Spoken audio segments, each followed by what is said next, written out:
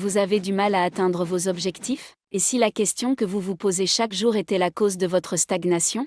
Voici pourquoi la question « Qu'est-ce que j'ai envie de faire aujourd'hui ?» pourrait être l'une des pires questions à se poser. À première vue, cette question semble inoffensive. Pourtant, selon moi, elle est l'une des plus risquées que l'on puisse se poser. Car comme la plupart des gens, vous allez sans doute opter pour ce qui est le plus simple, confortable et sans effort parmi les choix qui s'offrent à vous. Nous sommes naturellement enclins à rechercher la facilité. Il est agréable de se sentir bien et d'éviter l'inconfort. Cependant, aucune réussite véritable ne s'obtient en choisissant la voie la plus aisée. Si nous laissons nos émotions guider nos actions au quotidien, nous nous orientons souvent vers ce qui est plaisant sur le moment au détriment de nos aspirations à long terme. Au lieu de se demander « Qu'est-ce que j'ai envie de faire ?», il vaut mieux planifier ses journées à l'avance. Cela revient à organiser dès aujourd'hui ce que vous ferez demain. Inutile d'établir un emploi du temps minuté, mais vous devriez avoir une idée claire de vos priorités et des tâches à accomplir avant que la journée ne commence. Ainsi, lorsque demain arrive, vous êtes prêt. Vous savez déjà ce que vous devez faire et vous pouvez avancer sereinement suivant le plan établi.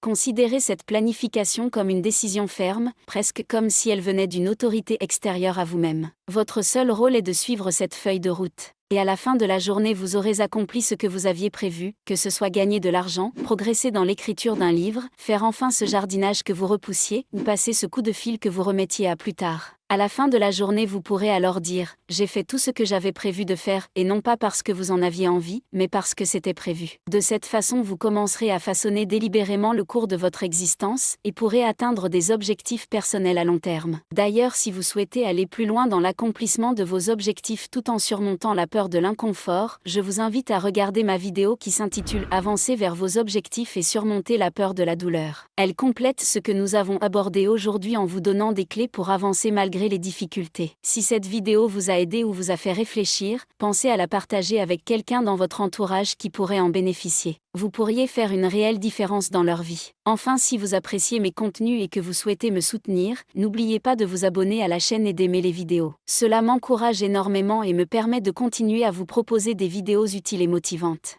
Merci et à dimanche prochain.